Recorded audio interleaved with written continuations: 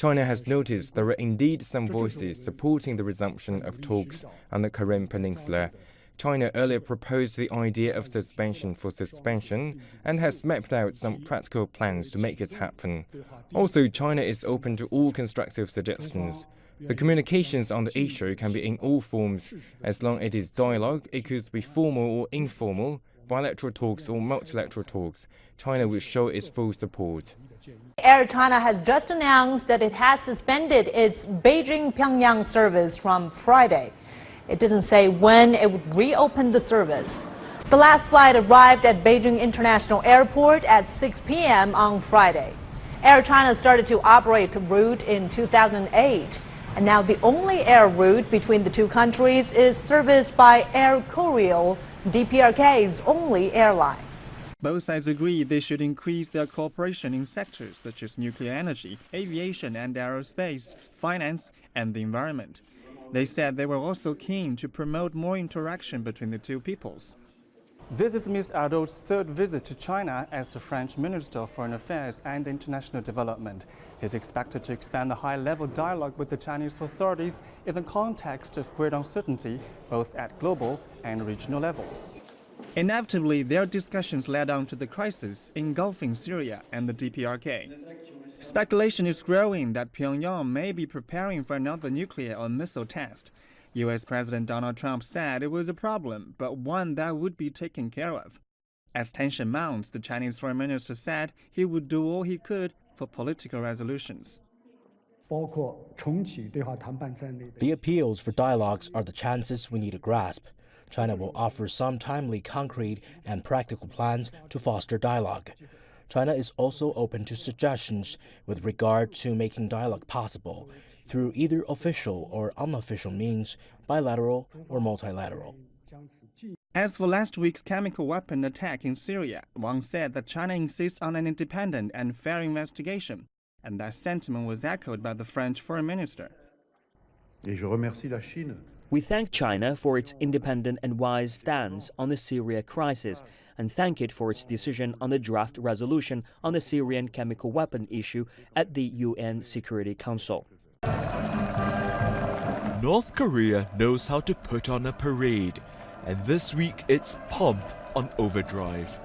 Celebrations are building up ahead of Saturday's so-called Day of the Sun, the 105th anniversary of the nation's founder, Kim Il-sung.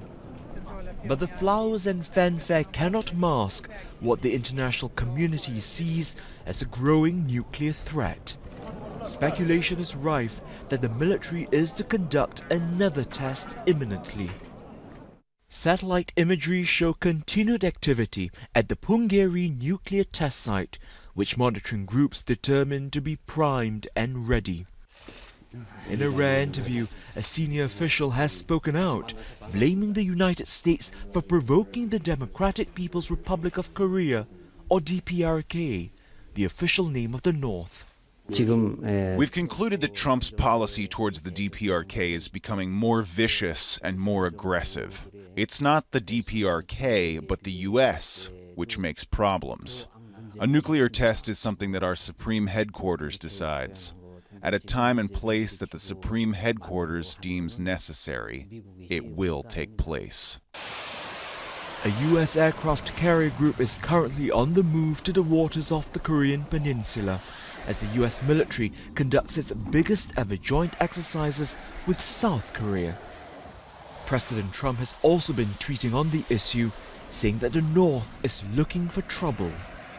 I don't know if this sends a message. It doesn't make any difference if it does or not. North Korea is a problem. The problem will be taken care of. North Korea has conducted 5 nuclear tests in the past. The most recent in September was the largest. The regime's hallmark unpredictability intensifies the threat of the next test, whenever it may be. Gerald Tan, Al Jazeera. It does seem that only a spark is needed to engulf North Korea and the U.S. in conflict. Washington is promising a harsh reaction to Pyongyang's warning it'll carry out a nuclear weapons test this weekend. We are sending an armada. If you become a threat to others, at some point, a response is likely to be undertaken. With tension reaching boiling point, many media outlets are getting increasingly heated in their coverage as well. NBC is quoting unnamed intelligence officials saying the U.S. has positioned 2 destroyers capable of shooting Tomahawk missiles very close to the North Korean nuclear test site. Others claim China could be dragged in. But as Emily Sue explains, the war hype threatens to push all the wrong buttons. Attention, North Korea. This is your last warning, courtesy of President Trump. We have submarines, very powerful, far more powerful than the aircraft carrier, that I can tell you. And the mainstream media just ate it up.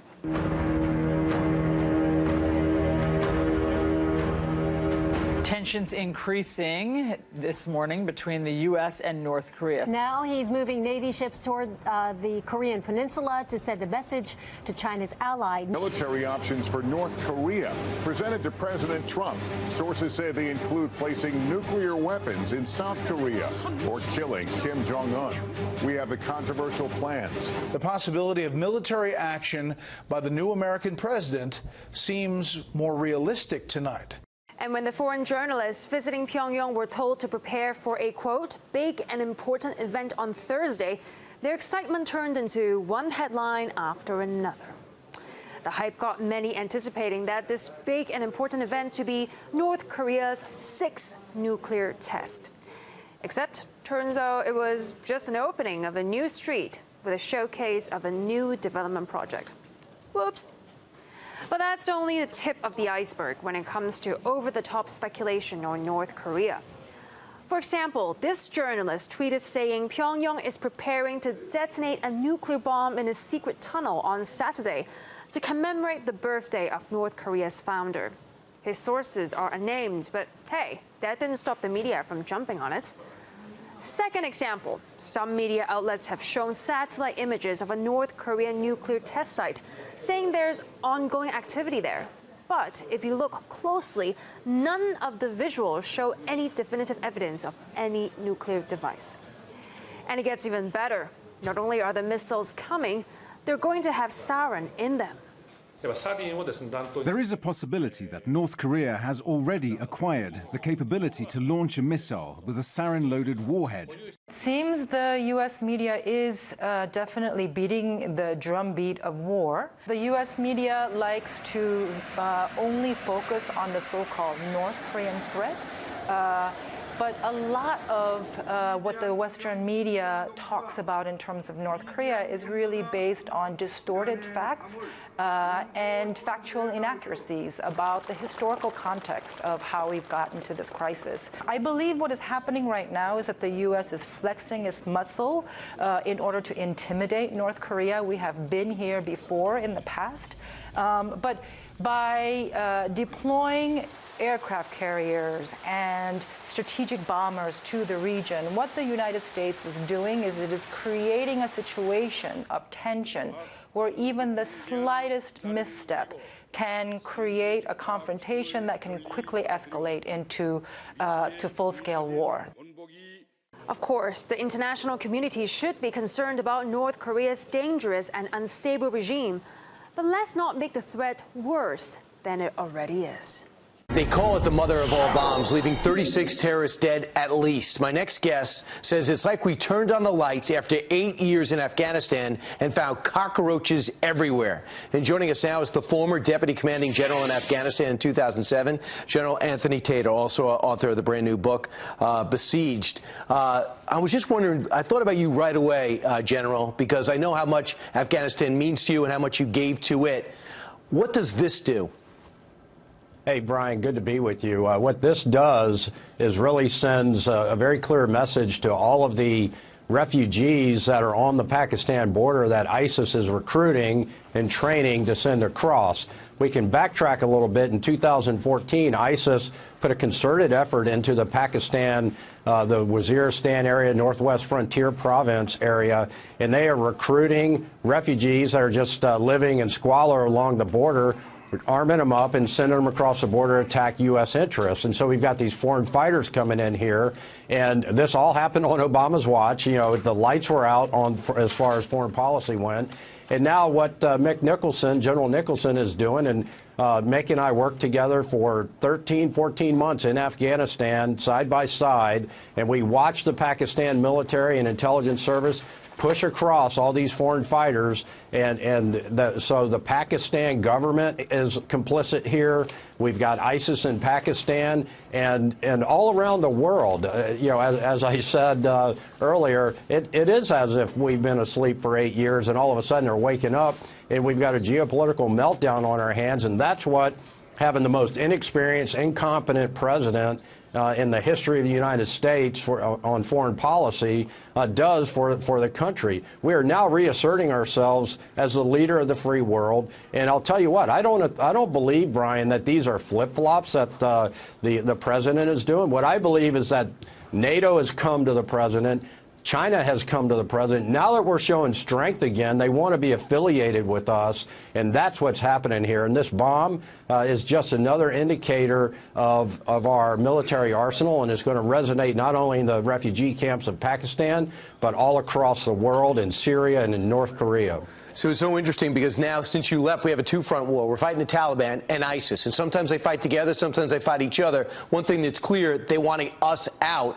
But you just brought up Pakistan. We never talk about Pakistan, but there would be no Taliban if Pakistan wasn't allowing them in that area. Is that cue Secretary of State Tillerson, or is that a Defense Department thing to crack down on?